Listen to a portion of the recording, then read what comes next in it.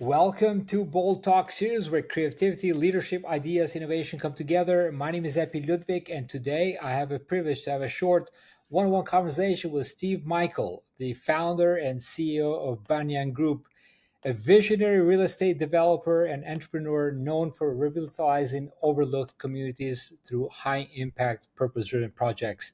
Steve, great seeing you. Welcome to our Bold Talk series. How are you? Good, good. Thank you, Epi. Very, very good to be here.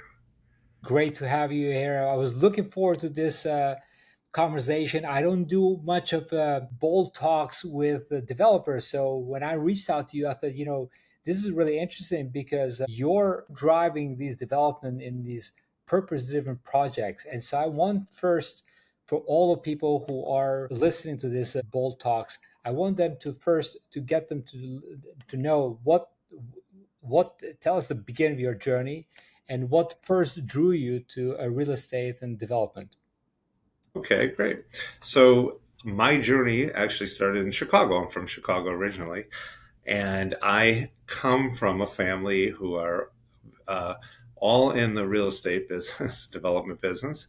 But my path originally, when I graduated from college, led me to become a floor trader at the Board of Trade. That was a very big. That was very popular with young people. It was a very very hard thing to succeed in, and it was challenging. It's about this. Your percentage of success as a floor trader at the Board of Trade is about the same as recovering from a drug addiction. It's very difficult. So maybe 5% actually make it, and it was very challenging to me. So I started as a floor trader. I it took me a few years to really to finally break through as a floor trader and make it. I was a bond trader, and once I was successful, became successful as a trader, my investment strategy. I've never had a 401k. I didn't invest in traditional retirement accounts. My reinvestment strategy was to buy real estate or to build real estate. So, yeah, all the way in the early to mid 80s, I started in the real estate business as a parallel to my trading career. And I started buying small properties. I started doing some small developments. I also, at the same time, I had sold my company at the Board of Trade in the early '90s, and took a job running an investment bank in London as a crazy career change, but I wanted to learn how to go beyond a floor trader. And while I was there, I spent 5 years there. I connected with one of my clients, which was the Soros Quantum Fund, and one of the head traders there. And I left the bank, and he left Quantum, and we started a hedge fund together.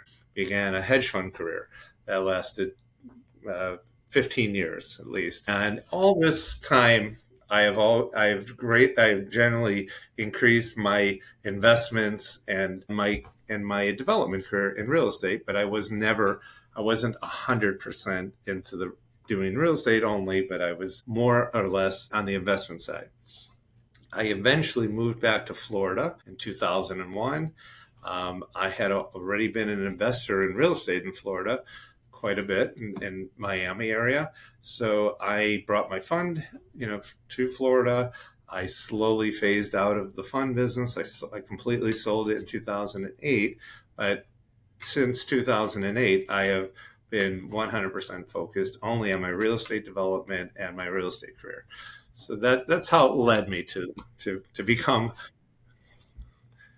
Amazing. That's How does it feel to be focused only in real estate in comparison to like doing like all the things? And it's the commitment to make that big change, right? It feels amazing, right?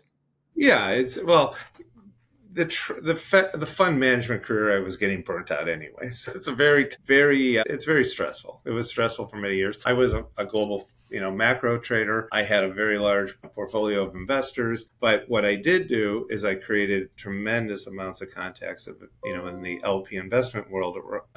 Most of my investors came out of the Middle East. I had a lot of European investors. Those those relationships later became real estate investor relationships, and in Asia. So, I transitioned the model of making money, but kept a lot of the same core investment group. And that really was a big help when I really started my first my first asset class that I really focused on was taking, and my real estate career is always, and my focus has always been about adaptive reuse and adding value. I do ground up construction. I don't buy income properties. I look for properties that are distressed. In some way, I could add value and create value. So the best way I saw 15 years ago is to buy. There's a large inventory of beautiful, gigantic, historic buildings around the U.S., mostly in the middle of the country, because in these cities like Cleveland, St. Louis, Kansas City, Chicago, these were the main cities, not New York. New York was a small financial center. Really, that's all it was. But manufacturing and commerce was in Detroit and Cincinnati. And there are so many incredibly beautiful buildings that were built in the 1920s before the stock market crash that over many years of urban crawl and people moving from cities to the suburbs have left them, just obsolete buildings. And there a lot of them that we were working with and buying were, smallest building was a 500,000 square feet to 1.5 million square feet. So these are gigantic buildings. And what we wanted to do, they were built as office buildings and banks. Our model was to convert them to beautiful hotels, apartments, some office and retail. But that conversion of a historic, building like that, which has tremendous cubic square feet, because usually some of the floors are 30 feet high, and the lobby areas and the floors. So the cost to do that is very high. So the U.S. government has something called a historic tax credit that helps with developers if they're willing to take a building that's on the National Historic Register and do an adaptive reuse and make it more viable and usable. And that tax credit was a part of your tax credit that helped you. And then we went to states and to local governments. And Amazing. we were able to achieve the largest tax credit in the U.S. on one building. It was in Cleveland, Ohio. It was the Huntington Bank building. We had $125 million of tax credits from the federal government and from the state government. And that's the only way you can make it work, is to have these subsidies of Yeah, these tax credits. incredible. And it was very rewarding, because you took some of the most beautiful buildings that were being shuttered, for decades, and you can make them vibrant and beautiful again. It's what Trump did with the hotel in Washington, D.C. Same thing. He used tax credits to make his Trump hotel, which he's now sold. And that's, that was a phase of development that we did. We probably, we had a number of the most, we had the largest building in Missouri, the largest building in Ohio, the largest building in Kentucky. And, that was a fun and interesting phase. And I'm getting too old to travel around from city to city every day. So now I have the same, we've sold all the buildings, and I'm really focused on adaptive reuse in Central Florida of hotels, not historic hotels, but large, underperforming hotels, into a blend of workforce housing, veterans housing, and vacation rentals. And that's been phenomenal. That's a big focus of what I'm doing now. Amazing. Now, Steve, obviously, it's the success. I always say is like it's the leadership with a great teamwork, right? Mm-hmm. So Banyan Group's projects often you blend these residential hospitality. What does a successful teamwork look like in that kind of a complexity, right? So you're running all these projects, and it, what does that look like? Well, first of all, you got to be the best in your class, and know your class. For example, in these conversions from hotel to multifamily to vacation rentals, we're not building class A multifamily. We're building class B, class C. And in America in the last 7 years, I don't think there's been a class B or class C multifamily built. Everything's class A now. So when there's a shortage of housing, it's primarily in the class B and class C market. The class A isn't really doesn't have a shortage. It's expensive, but it doesn't have a shortage. And even as an investment, Class A in the last 2 years has been very flat. Even in the strongest markets like South Florida, Texas, you haven't had any rent appreciation for almost 2 years. Effectively, rent depreciation because most of these so much Class A is being built and coming on the market that landlords are offering more incentives to get tenants. 1 month free, 2 months free, which effectively lowers the rent. What we're doing is, first of all, we got to manage and understand our market well, and we do. We focus on, for the short term vacation rentals. We want to be the best in the class. We don't own. We act more of the landlord tenant to arbitrageurs, rent to actual short term rental arbitrageurs, and we have a lot of them. But we also help them manage the property so that they could do well instead of utilizing like all of them do just Airbnb and VRBO. We create the technology for them so that they can go to Expedia, hotels.com, booking.com, price because half of the market right now, actually, Expedia has surpassed Airbnb for vacation rentals. But Expedia, you can't just hook into Expedia with your typical vacation rental software that you buy on the internet. You got to have hospitality software. So, and channel managers to manage all the inventory. So we create that environment so it's easy for these arbitrageurs to come in. They may rent 1 unit, 5 units. We have one group that has 100 units in one of our buildings. They're almost like a hotel inside our hotel, but we help them manage it. We help them we have 24-hour front desk service. We have maintenance 24 hours to help make sure, because if you go rent an Airbnb and you have a problem at 10 o'clock at night, you start texting the host and you probably will not get a response until the next day. And, that's typical, not out of the ordinary, but it frustrates people. In this environment, they have, at 2 in the morning, if the remote stops working or it runs out of batteries, they'll call up our front desk. We'll bring it back up to them. And that's how, and they got to manage it. It's all about the management and execution, because they have a great idea without the execution. It's amazing. I was the other day I was looking and was the platform technology Neighborly buying one of the big property management company, and I'm like, Huh? and then I heard from another lady that she's in property management. She said, "Well, there's another technology called Meet Alfred. They're buying these property management." So I was like, "Why would technology company buy these property management companies?" Right? Well, right. Well, And the property management companies now are technology companies because it's all online. It's all through portals and all these. It's not.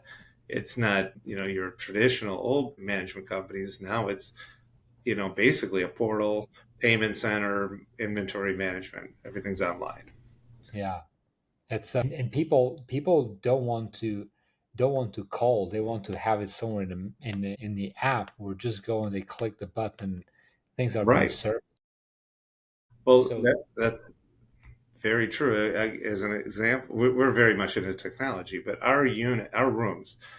First of all, number one, when we started this hotel brand that we're creating, if you go to any hotel in America, you have to have a phone in that hotel. Why? Because you have to be able to, not because they want you to have a phone. It's antiquated. Nobody uses the phones.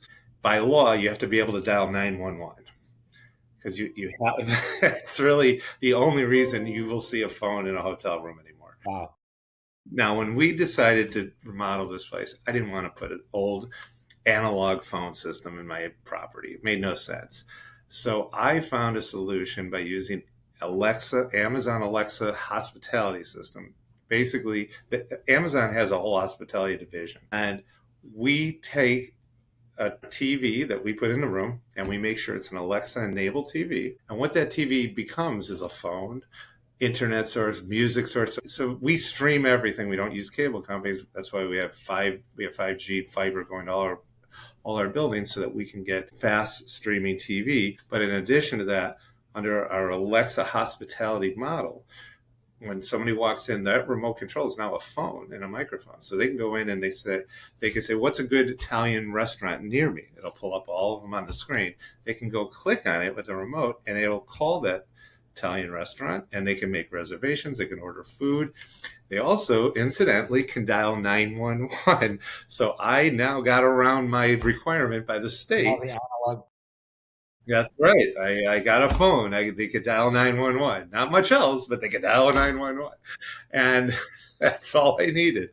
And now the TVs, I can play Amazon Music. I can log in with my Amazon account. I can put my pictures. I could upload my pictures from my phone. I mean, it becomes an asset and a piece of technology instead of just a TV that has 25 channels on it like a typical hotel. 100%. And I think those innovations is what you got today. The whole market's changing. Hospitality is changing.